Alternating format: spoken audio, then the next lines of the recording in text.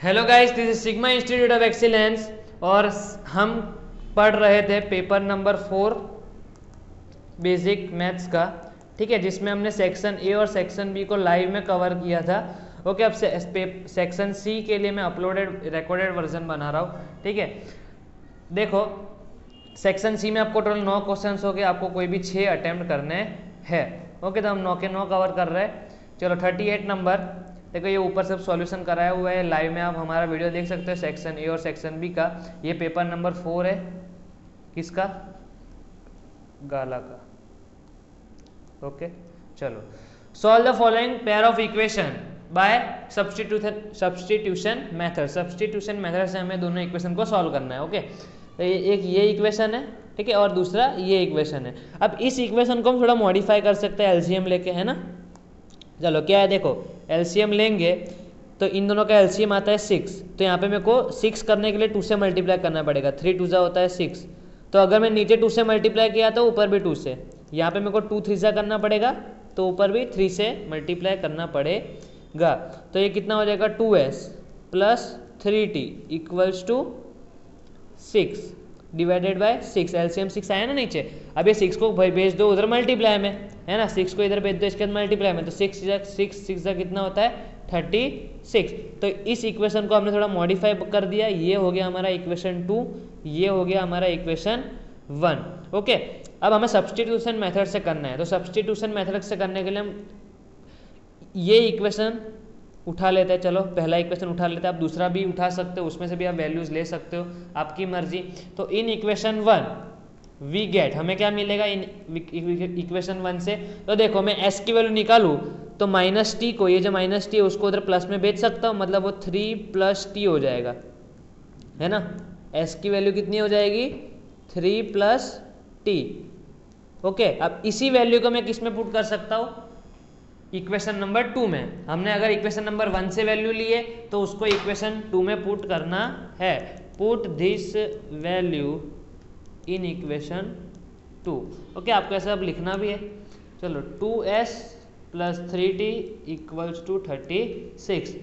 तो s की जगह पे हम लिख देंगे 3 + t + 3t इक्वल्स टू 36। पता चला। अब 3 को इससे मल्टीप्लाई कर दो, ये हो जाएगा 6।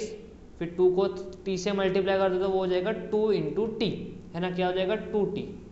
पता चल रहा है। अब प्लस 3t ये इक्वल्स टू 36।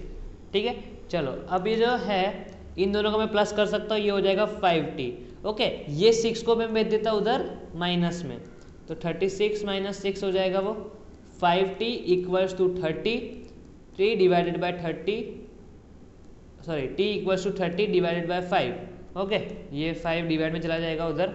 ओके, अब ये हो जाएगा कैंसल 6 से, तो t की वैल्यू कितनी आ गई मेरी, 6। ओके, t की वैल्यू कितनी आई मेरी, 6। अब हमें s की वैल्यू चाहिए, तो s की वैल्यू तो हमारे पास गिवन है ना। वो क्या है, s इक्वल्स टू 3 + t है। ओके, तो t की जगह पे मैं क्या लिख सकता हूँ, 6। तो x की वैल्यू कितनी हो गई, 9। ये हो गई मेरी s की वैल्यू। डन। चलो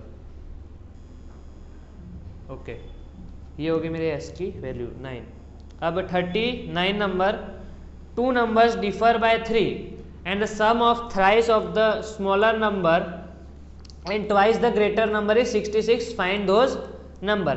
हमें यहाँ पे क्या बोला गया कि 2 नंबर्स, कोई भी 2 नंबर है, ठीक है, वो 3 से डिफर हो रहे हैं। डिफर मतलब उन दोनों के बीच का डिफरेंस कितना है, 3। डिफरेंस जब भी हो तो माइनस आपको समझना है। जब भी आपको डिफरेंस वर्ड आया जाए तो आपको क्या समझना है, माइनस। ओके, सम हो तो आपको प्लस समझना है। सम मतलब प्लस, डिफरेंस मतलब माइनस, फिर प्रोडक्ट मतलब वो मल्टीप्लीकेशन, ऐसा सब। ओके, चलो तो 2 numbers differ by 3।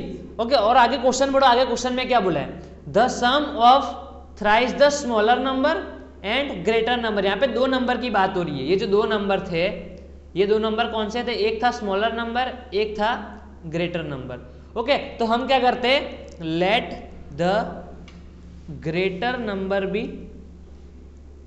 x।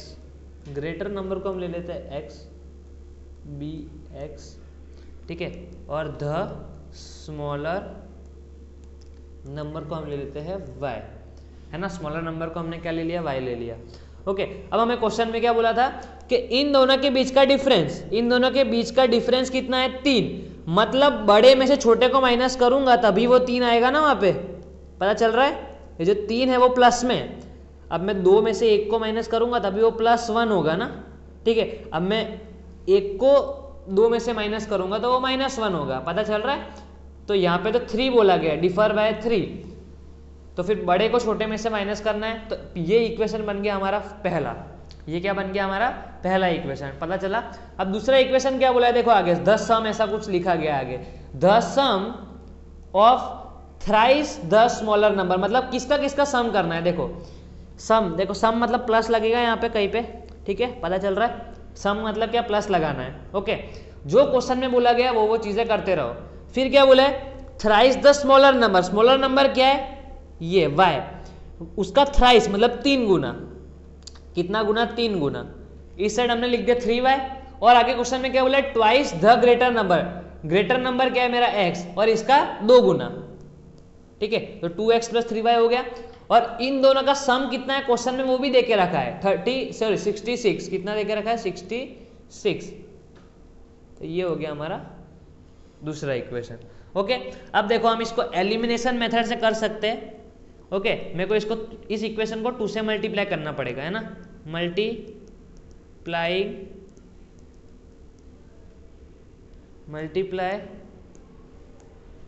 2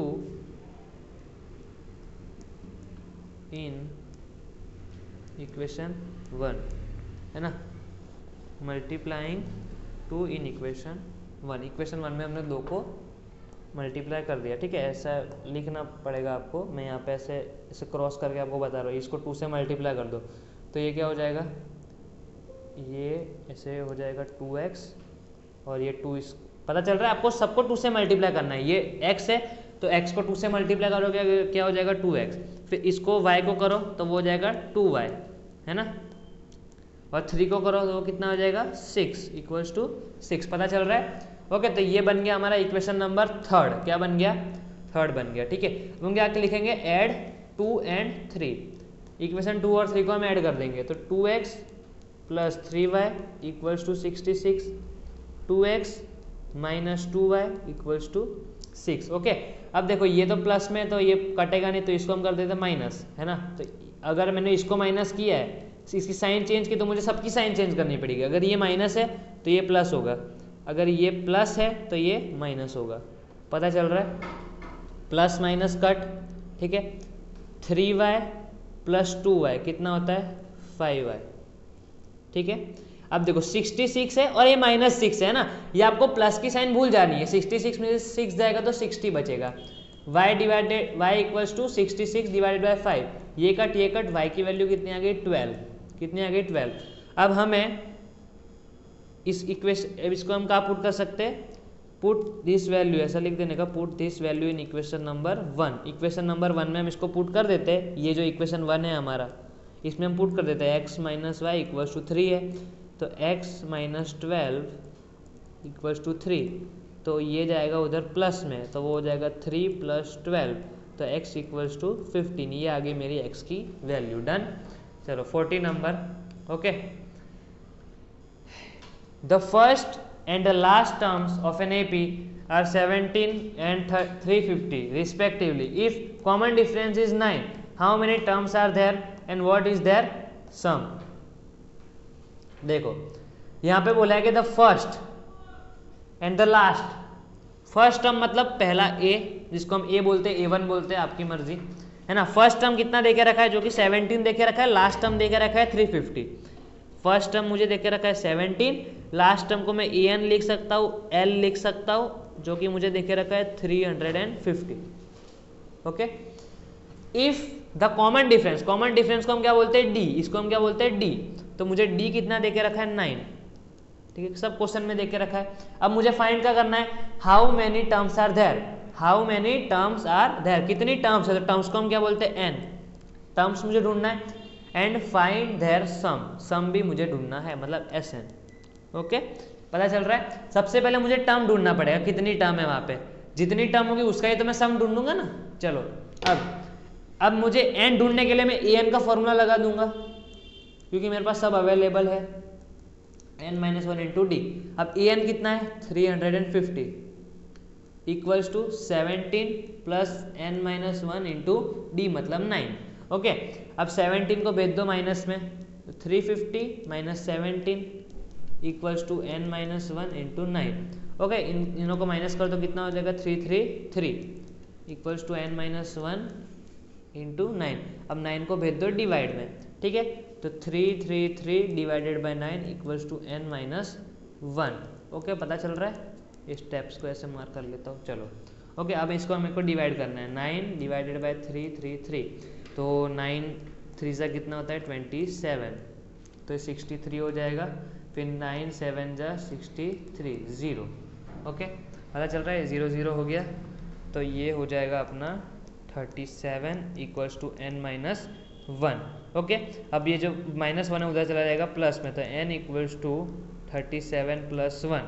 okay, तो n इक्वल्स टू कितना आया 38, कितना आया 38, n की वैल्यू आ गई मेरी 38। अब मुझे फाइंड करना है S38, Sn फाइंड करने को बोला था ना, Sn फाइंड करने को बोला था। Sn का फॉर्मूला क्या होता है, n/2 2a plus n-1 into D. तो 38 का मुझे फाइंड करना है S38, क्योंकि मेरे पास टर्म्स आ गए हैं। कितनी टर्म्स है यहाँ पे, 38 टर्म्स है। 17 हमारा a है, n हमें अभी मिला 38 माइनस 1, और d है हमारा 9। ओके, देखो ये इससे कट हो जाएगा 19। ओके, ये हो जाएगा 2 इंटू 17 34। सबसे पहले इन दोनों को माइनस कर दो, कितना होगा 37 इंटू 9। ओके, अब सबसे पहले इन दोनों का मल्टीप्लिकेशन करना पड़ेगा, 37 मल्टीप्लाई बाय 9, 9 7 जा 63, फिर 9 3 27 और 333। ओके, इसका कितना आया 333। हमने अभी डिवीजन भी किया था इसका, 333। ओके, चलो अब इन दोनों को प्लस कर दो, कितना हो रहा है, इसमें 34 को प्लस कर दो, ठीक है, ये 7 ये 6 और 3 367। अब 367 को 19 से करना है मल्टीप्लाई। ओके, 367 को 19 से मल्टीप्लाई करना है। चलो इधर हम कर देते हैं 19 7 6 3, 9 7 जा 63, 9 6 जा कितना होता है 54 और प्लस 6 मतलब 60, 9 3 जा 27, 27 प्लस 6 33। अब इन सबको कर दो प्लस, 3 7 9 6, ये क्या है हमारा सम 6 9 7 3, और ये है हमारा S38। पता चल रहा है। चलो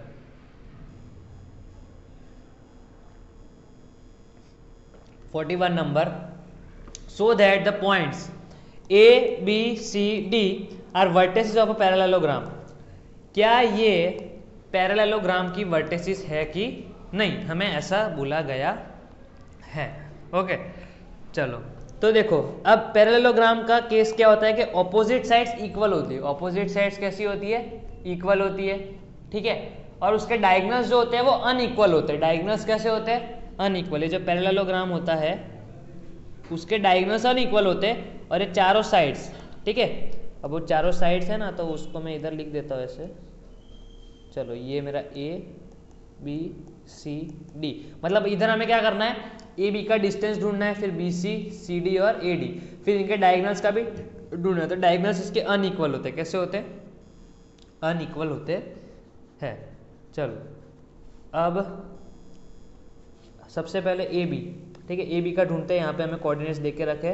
ओके, तो सेक्शन सबसे पहले सॉरी डिस्टेंस फॉर्मूला लगाते हैं। डिस्टेंस फॉर्मूला क्या होता है, देखो एक बार यहाँ पे लिख रहा हूँ, ये डिस्टेंस फॉर्मूला है x1 माइनस x2 का square plus y1 minus y2 का स्क्वायर। ओके, बार बार नहीं लिखना है, फिर तो बहुत लंबी वीडियो बन जाएगी। देखो ये ए बी, ठीक है, चलो ए और बी की बात कर रहे हैं, अब ध्यान से करना पड़ता है इसको। x1 है मेरा 4, ठीक है, और ये मेरा x2 है। ओके, ये मेरा y1 है। पहले से ऐसे वैल्यूज लिख के रखने की तो आपको पता चल जाएगा। ओके, तो मेरा है ये x1 4, x2 है मेरा 7 का स्क्वायर, प्लस ये मेरा y1 है 5 6 का स्क्वायर। ओके, ये हो गया। चलो ठीक है, अब इसको और कर लेते हैं। चलो ये हो जाएगा -3 का स्क्वायर प्लस ये हो जाएगा मेरा -1 का स्क्वायर, ठीक है। 9 + 1 तो ये हो जाएगा √10। कितना आया? √10 आया। ओके, अरे क्या हो गया? चलो ए बी का हमने डिस्टेंस ढूंढ लिया, ठीक है। देखो x1 - x2 मतलब 4 - 7 लगा दिया, फिर 5 - 6। ओके चलो एकदम सही है। अब BC, अब BC के लिए अलग पेन ले लेता हूँ, कन्फ्यूज़न ना रहे, ठीक है। चलो इसका स्क्वायर प्लस, ऐसे पहले से जगह छोड़ देने की तो अपने को पता रहे। अब हम किसकी बात कर रहे हैं? B और C की बात कर रहे हैं, तो इसको मिटा दो। क्या कर दो? मिटा दो, ठीक है। चलो BC,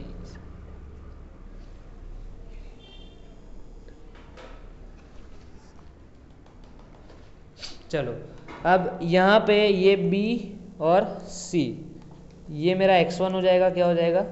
x1। ये मेरा हो जाएगा x1, ये मेरा हो जाएगा y1, ये मेरा हो जाएगा x2, ये हो जाएगा मेरा y2, ठीक है। हमने वैल्यूज़ लिख दी है। अब x1 - x2 करना है हमें, मतलब 7 - 4 करना है, ठीक है। ब्लैक पेन लेना था। 7 - 4 करना है, ठीक है, और 6 - 3 करना है।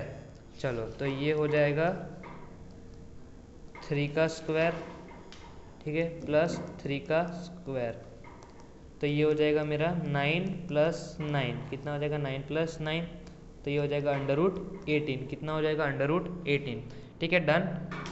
चलो अब हम करेंगे CD। किसकी करेंगे? CD। ओके,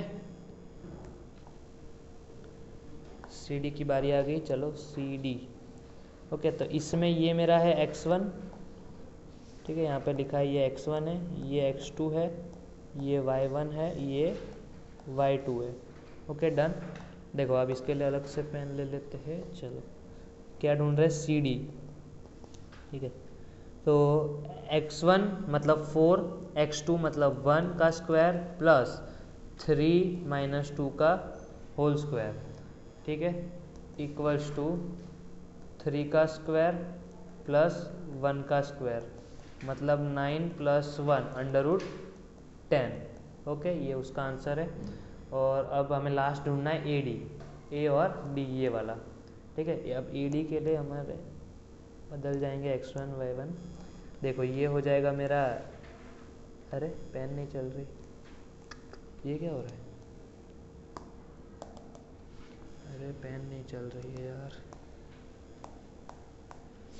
चलो हाँ ये चल गई। A है मेरा x1, ये है मेरा x2, मेरा y1, ये मेरा y2, डन। चलो लिख दिया मैंने, ठीक है। A और D की बात कर रहे हैं अब हम।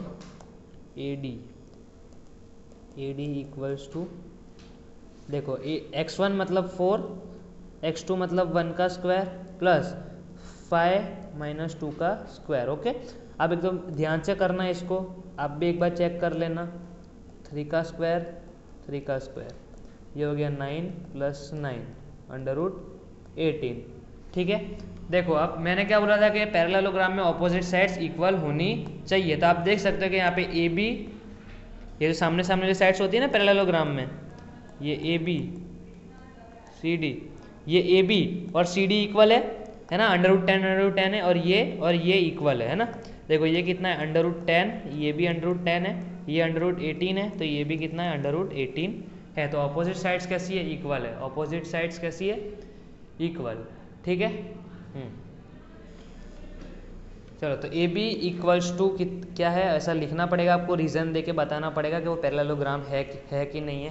देखो AB इक्वल्स टू CD कितना है भाई? √10, ठीक है। और फिर ये अपना कौन सी दो साइड, BC और AD, ये कितना है? √18। तो यहाँ पे ये जो क्वाड्रिलेटरल है हमारा, यहाँ पे ये इक्वल है, और हमने डायगोनल्स भी हमें बताने थे, वो हम वो करना भूल गए, ठीक है। चलो डायगोनल्स अब क्या करेंगे अब हम, ओके। ऑपोजिट साइड्स तो इक्वल ही है, अब डायगोनल्स भी बताने पड़ेंगे कि वो अनइक्वल है, ठीक है। तो आपको उसके बाद डायरेक्ट ये नहीं लिखना है, ये करने के बाद, इतना सब करने के बाद आपको दूसरी चीज़ भी करनी है जो कि डायगोनल्स ढूंढने हैं, ठीक है। चलो डायगोनल्स भी ढूंढ लेते हैं।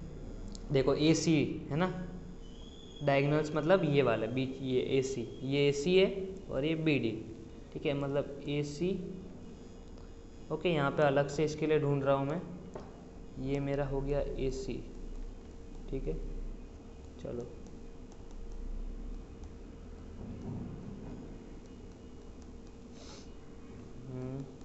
ठीक है, और ये मेरा हो गया बी डी। Okay done.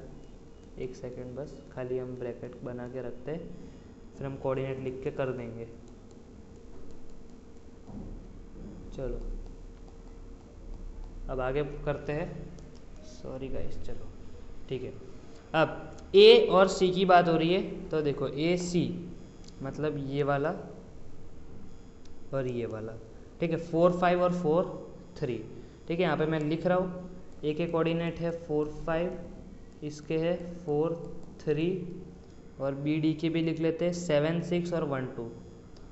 क्या है 7 6 1 2। ओके चलो कंफ्यूजन नहीं रहेगा। अब ये हो गया मेरा x1, ये हो गया मेरा x2, ये हो गया मेरा y1, ये हो गया मेरा y2, ठीक है। x1 माइनस x2 क्या है 4 minus 4, okay. y1 minus y2 क्या है 5 माइनस 3। आप चेक कर सकते हो, देखो 0 का स्क्वायर इधर हो जाएगा 2 का स्क्वायर, तो 0 प्लस 4, ओके, तो कितना हो जाएगा √4, कितना हो जाएगा √4 है। ए सी की वैल्यू क्या है √4, ठीक है, यहाँ पे हाईलाइट किया है।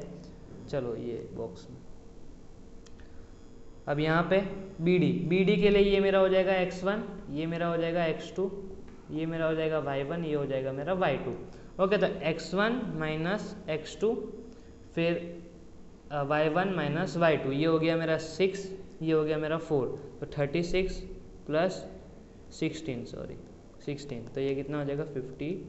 तो आप देख सकते हो कि एक डायगोनल्स कितना आ रहा है √4 और एक कितना आ रहा है 54, तो फिर ये क्या है, ये तो गलत है ना, ये कैसा है, गलत है, ये दोनों इक्वल नहीं है मतलब, ओके। तो ये दोनों कैसे non equal.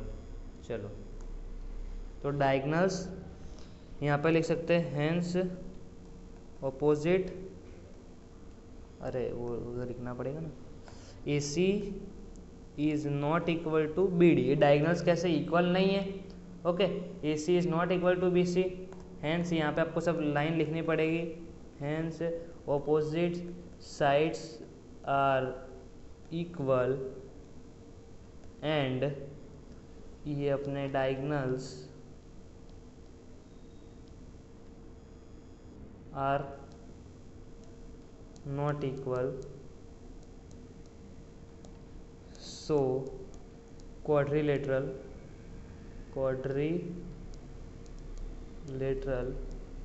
ABCD is a parallelogram। पता चल रहा है, तो ABCD क्या है, एक पैरेललोग्राम है। डन।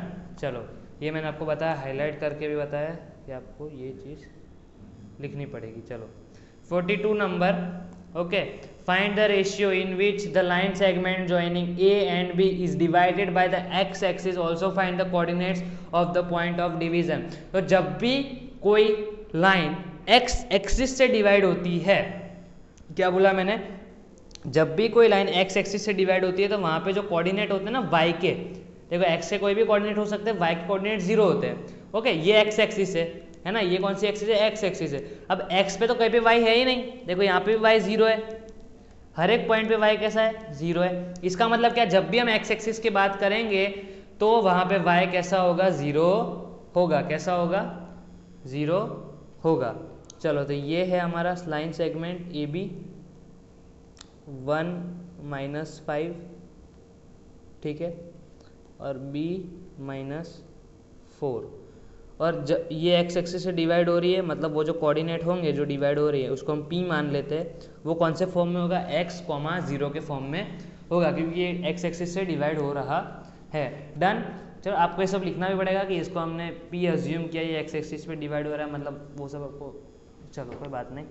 अब रेशियो, हमें क्या फाइंड करना है, रेशियो। तो हम रेशियो का क्या ले लेंगे, पता है आपको, रेशियो का हम क्या ले लेते हैं, k:1। Let the ratio B की k:1। तो सेक्शन फॉर्मूला लगाएंगे, कौन सा फॉर्मूला, सेक्शन फॉर्मूला। हम p कोऑर्डिनेट फाइंड कर रहे हैं, ओके, p कोऑर्डिनेट फाइंड कर रहे हैं ना, तो फॉर्मूला लगा देते हैं, चलो, m1x2, ठीक है, m1x2 plus m2x1 divided by m1 plus m2 comma m1y2 plus m2y1 divided by m1 plus m2। Done, पता चल रहा है। अब हम हमारे कोऑर्डिनेट्स लिखते हैं। देखो p के कोऑर्डिनेट्स क्या थे मेरे, x और 0 थे, y की जगह पे क्या था, 0 था, ठीक है। अब यहाँ पे भी हम वैल्यूज पुट कर देंगे हमारी। देखो हमारा जो रेशियो है वो क्या है, k+1 है ना, रेशियो क्या है, k और 1, ठीक है, ये रेशियो है। तो यहाँ पे भी हम k लिख देंगे, यहाँ पे x2 के लिए अभी जगह छोड़ रहा है, x1 के लिए भी जगह छोड़ रहा है, यहाँ पे भी सेम। चलो अब हमारा x2 क्या है, देखो ये है मेरा x2, सबसे पहले मुझे x2 लिखना है, ये मेरा x2 है, ये मेरा x1 है, ठीक है। तो -4 मेरा है अपना x2 और 1 है मेरा x1, ओके। यहाँ पे मेरा जो y2 है वो 5 है, y1 है -5, पता चल रहा है, सही लिखा है, ठीक है। ये है अपना 5, ये है -5, डन। अब ये हो जाएगा -4 के, कितना हो जाएगा, -4 के +1 है ना, 1 1 जा 1, नीचे k+1, यहाँ पे भी सेम ये हो जाएगा 5 के -5 है ना, -5 × 1 कितना होता है, -5 और k+1, ओके। अब हम क्या कर देते हैं, देखो इक्वेटिंग, यहाँ पे आपको एक लिखना पड़ेगा, लिख सकते हो, नहीं भी लिखना हो तो आपकी मर्जी है। मैंने पहले इस वीडियो बताया शायद उसमें मैंने ऐसा नहीं लिखा था, ठीक है। Equating the y coordinate. अब हमने y कोऑर्डिनेट को क्यों इक्वेट किया, क्योंकि y की वैल्यू कितनी है, 0 है, तो मुझे k की वैल्यू मिल सकती है वहाँ पे, है ना। y कोऑर्डिनेट्स, हमने y कोऑर्डिनेट्स को इक्वेटिंग कर दिया। देखो यहाँ पे y है मेरा, ये मेरा y है, ये और ये इधर जो 0 है ये मेरा क्या है, y, पता चल रहा है। तो इन दोनों को मैं इक्वल लिख सकता हूँ, क्या लिख सकता हूँ, equal. 5k -5 divided by k+1 equals to 0, पता चल रहा है। चलो अब आगे बढ़ते हैं। यहाँ पे देखो ये जो k+1 है वो जाएगा 0 के साथ मल्टीप्लाई में, मतलब वो 0 होने वाला है, क्या होने वाला है, 0 के साथ कोई भी मल्टीप्लाई होता है तो क्या हो जाता है, 0 ही हो जाता है, इक्वल्स टू 0। अभी -5 उधर चलाएगा प्लस में, तो 5k इक्वल्स टू 5, तो k equals to 5 divided by 5, ये गया 1, k की वैल्यू कितनी आ गई, 1, k की वैल्यू कितनी आ गई, 1। सो द रेशियो इज कितना है, रेशियो कितना है, सो द रेशियो इज 1:1, 1:1 का रेशियो है, पता चल रहा है, रेशियो कितना है, 1:1 का रेशियो है, ओके। और अब हम इसको पुट कर देंगे हमारे x कोऑर्डिनेट के, सॉल्विंग द x कोऑर्डिनेट, है ना। अब हम क्या लिखेंगे, x कोऑर्डिनेट को हम सॉल्व कर रहे हैं, ओके, तो उसको यहाँ पे करते हैं। चलो x कोऑर्डिनेट क्या है, दोनों तरफ देखो, यहाँ पे है ये तो x है, और इन दोनों को मैं इक्वल लिख सकता हूँ, ठीक है। क्या लिखूंगा, x equals to -4k + 1 divided by k+1, okay. अब यहाँ पे x इक्वल्स टू, ये k की वैल्यू कितनी है, 1, ठीक है, तो हम लिख देंगे 1, नीचे हो जाएगा 1 + 1, ओके। देखो 4 × 1 4 -4 + 1 डिवाइडेड बाय 2, तो ये कितना हो जाएगा, -3/2, पता चल रहा है। तो हमारा जो p के कोऑर्डिनेट थे वो क्या थे, देखो x है मेरा -3/2, है ना, x कितना है मेरा -3/2, ये रहा, हमने अभी फाइंड किया। और y के कोऑर्डिनेट तो 0 ही थे, वो तो हमें पता ही है, y के कोऑर्डिनेट कितने थे, 0, पता चल रहा है। चलो ठीक है, ये थे वो कोऑर्डिनेट जो डिवाइड हुए थे, डिवाइड किया था इस लाइन सेगमेंट को, और ये था वो रेशियो कि इतने रेशियो में वो डिवाइड हुए थे, 1:1, ओके चलो 43 number, prove that the tangents drawn at the ends of a diameter of a circle are parallel. Okay, अब यहाँ पे क्या बोला गया है कि सर्कल के जो टेंजेंट्स होते हैं ना, डायमीटर के, सॉरी डायमीटर से जो भी टेंजेंट निकलते हैं, क्या वो पैरेलल है, ऐसा हमें प्रूव करना है। प्रूव करना है मतलब पैरेलल तो है ही। ओके, मतलब समझाना क्या चाह रहा है कि एक सर्कल है, ठीक है, उसका ये डायमीटर है, ओके, ये उसका सेंटर, ये उसका डायमीटर। ओके, अब यहाँ से ये डायमीटर का एक पॉइंट है ना, तो टेंजेंट तो आपको पता है एक ही पॉइंट से निकलता है, यहाँ से एक टेंजेंट निकल रही है, और सेम एंड्स ऑफ क्या लिखा है यहाँ पे, लिखा है ना एंड्स ऑफ द डायमीटर, मतलब एक एंड ये रहा और एक एंड नीचे वाला, तो यहाँ से क्या निकल रही है, टेंजेंट्स निकल रही है, ठीक है। और हमें क्या बोला गया है कि ये दोनों पैरेलल है कि नहीं, ये दोनों जो टेंजेंट्स है वो क्या पैरेलल होती है कि नहीं, ये हमें क्या करना है, प्रूव करना है। क्या करना है, प्रूव, ठीक है। तो सबसे पहले हम क्या कर देते हैं, नामकरण कर देते हैं। देखो इसको हम दे देते हैं O, इसको हम दे देते हैं PQ, इसको हम नाम दे देते हैं A, और इधर दे देते हैं B, इधर दे देते C, इधर दे देते हैं D, ठीक है, पता चल रहा है। तो हमें देखो सबसे पहले हमें प्रूव क्या करना है, वो लिख रहा हूँ, टू प्रूव, हमें प्रूव ये करना है कि जो AB है, ये जो लाइन है, ये वाली जो लाइन है आपको दिख रही है टेंजेंट, ये टेंजेंट और ये टेंजेंट क्या इक्वल है, सॉरी पैरेलल है कि नहीं, ये मुझे, सॉरी पैरेलल है, ये मुझे प्रूव करना है। ओके, ये मुझे क्या करना है, प्रूव करना है। तो देखो इसको कैसे प्रूव करूँगा, यहाँ पे आपको पता है कि जब भी कोई टेंजेंट पॉइंट पे टच होती है तो वो रेडियस से कितना बनाता है, 90 डिग्री। ये जो रेडियस है, ये रेडियस है, ठीक है, ये क्या है, रेडियस, तो इससे वो कितना बनाता है, 90 डिग्री बनाता है। एक सेकेंड अंडू कर देता हूँ, पता चल रहा है, चलो हाँ, ये जो रेडियस है ये, ठीक है, यहाँ से यहाँ पे वो कितना बनाता है, 90 डिग्री बनाता है। थियरम 10.1 में ये बोला गया है ना, यहाँ पे कितना बना रहा है, 90 डिग्री। ओके, चलो पता चल रहा है। तो यहाँ पे अगर हम बात करें, अगर हम AB टेंजेंट की बात करें, ठीक है, हम ये अभी प्रूफ दे रहे हैं, क्या दे रहे हैं, प्रूफ दे रहे हैं कि AB is the tangent touches the circle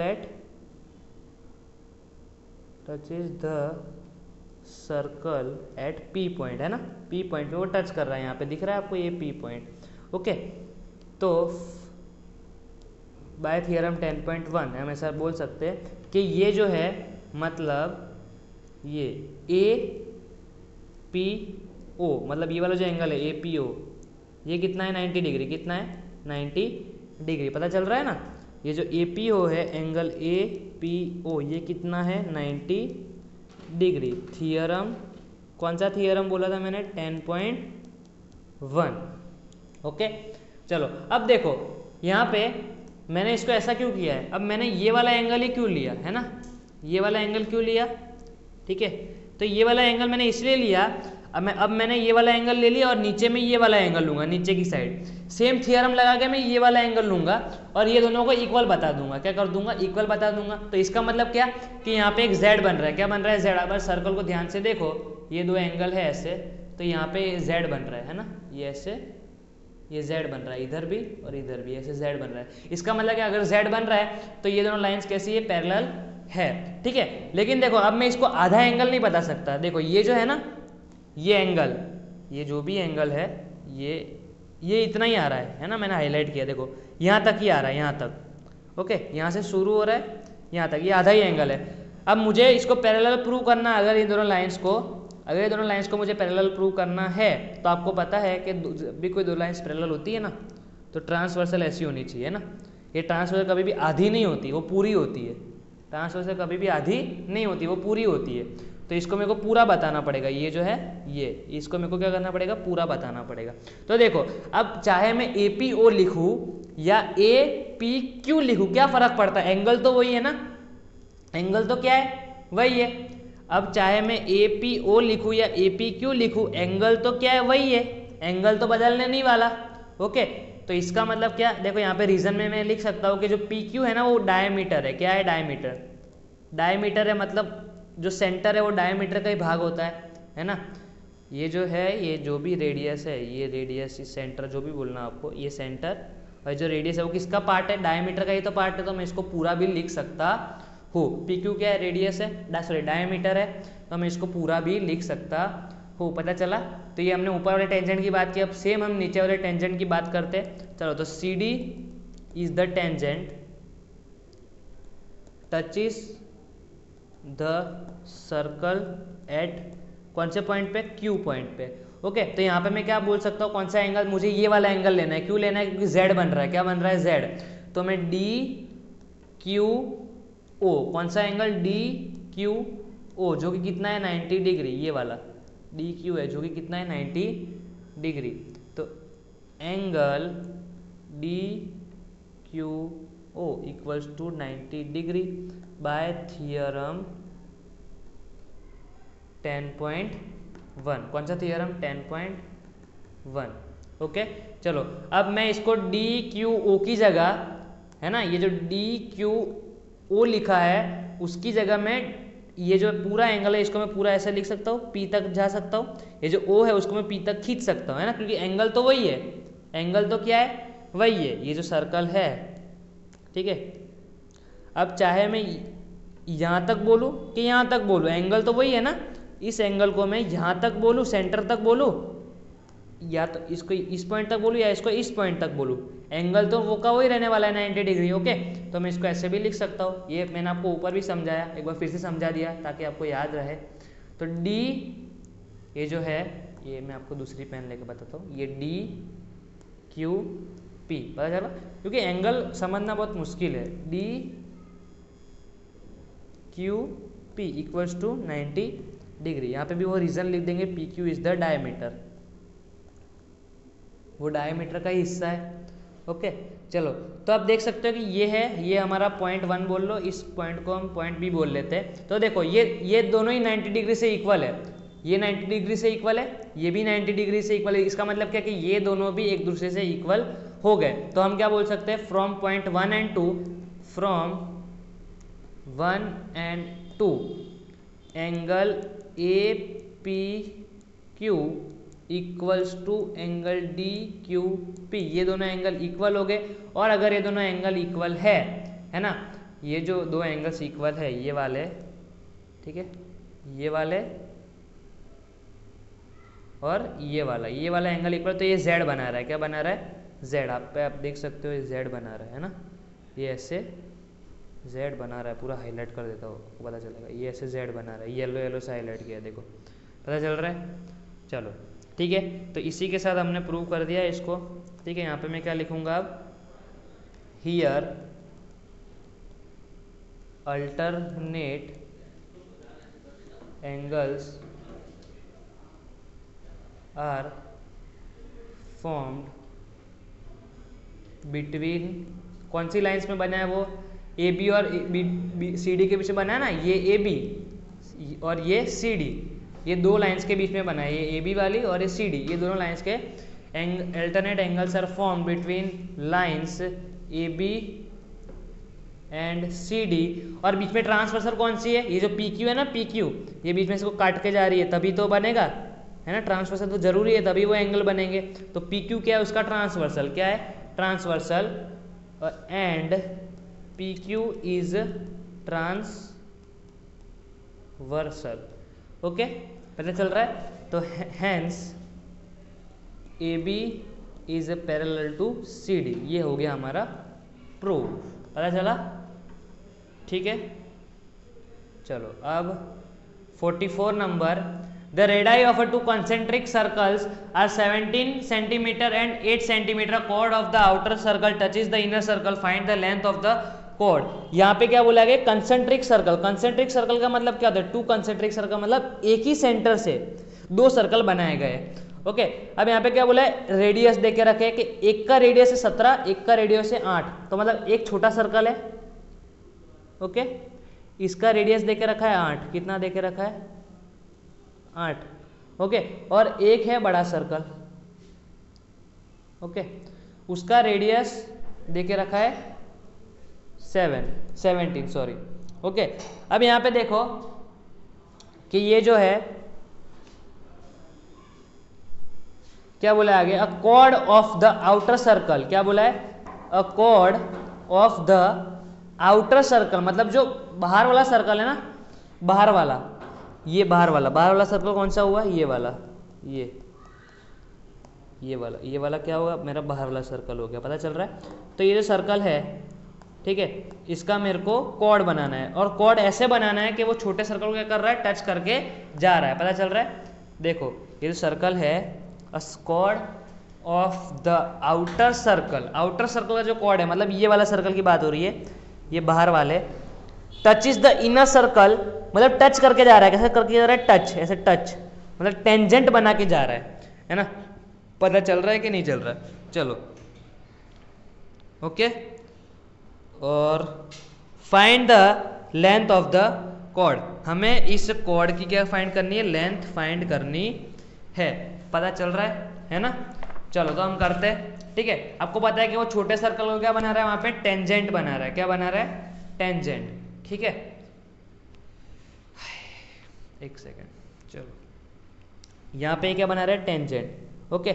तो इसको हम बोल लेते हैं, चलो अब इसको, ये रेडियस ऐसे उल्टा बना दिया मैंने, है ना। अब इसको मैं एक प्रॉपर बना देता हूँ, देखो ये ऐसे, ठीक है, ये मैंने बना दिया 8 सेंटीमीटर, ठीक है। ये छोटे वाला सर्कल का रेडियस है, छोटे वाले सर्कल का रेडियस है, और टेंजेंट है, ये क्या है, ये टेंजेंट यहाँ पे इंटरसेक्ट हो रही है, आपको ये चीज़ ध्यान रखनी है। यहाँ पे बोला टच इज द, टच मतलब टच करके जा रहा है, सिर्फ एक ही पॉइंट पे क्या कर रहा है, टच कर रहा है, ओके। और जो बाहर वाला सर्कल है, ये जो बाहर वाला है, इसका रेडियस कितना है, यहाँ से सेंटर से कितना है उसका रेडियस 17।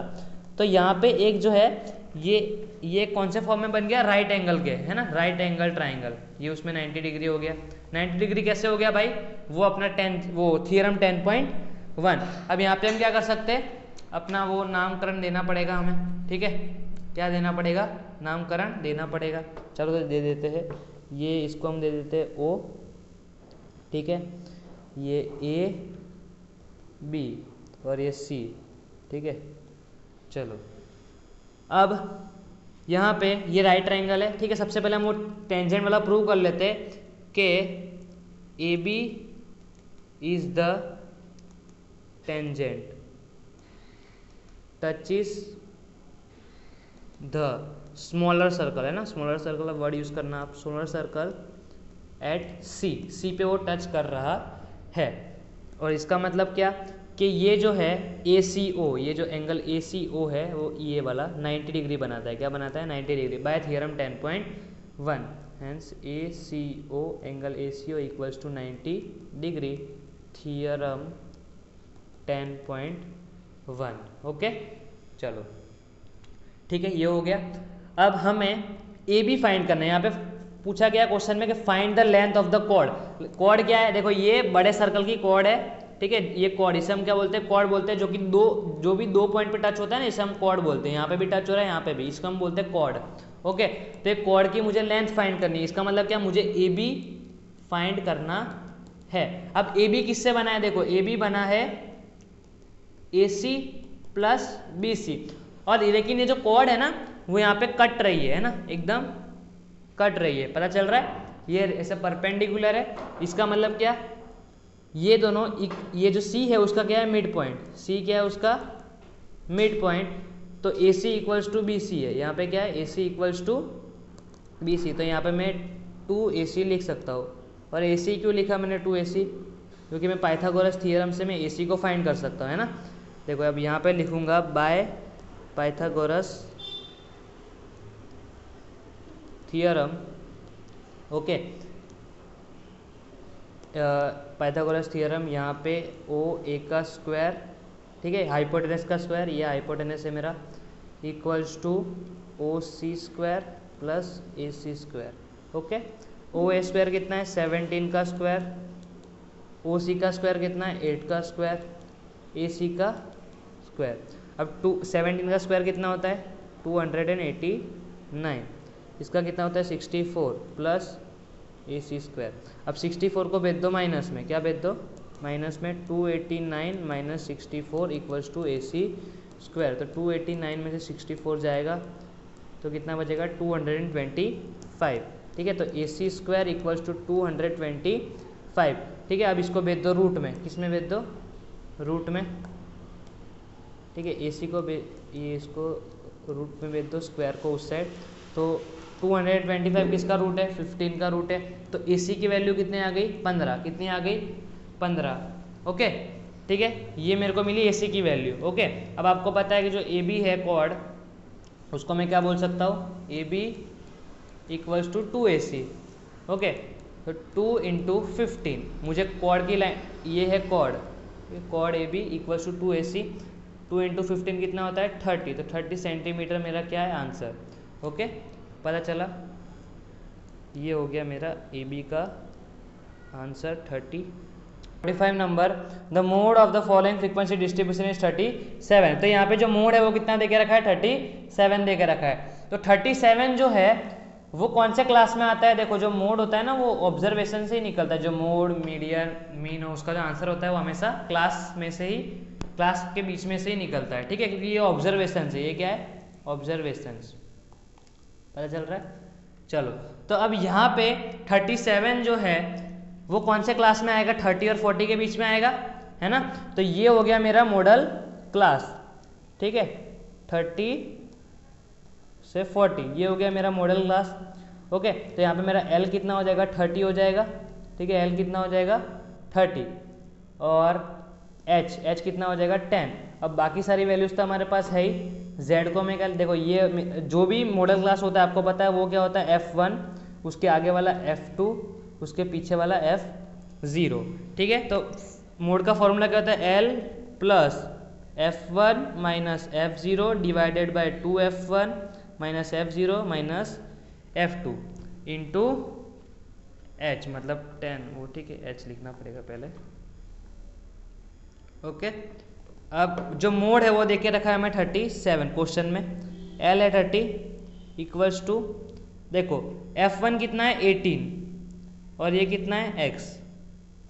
ओके, ठीक है, चलो। और अपना 2F1 मतलब 2 इंटू 18, F0 मतलब माइनस X, और माइनस 15 इंटू 10।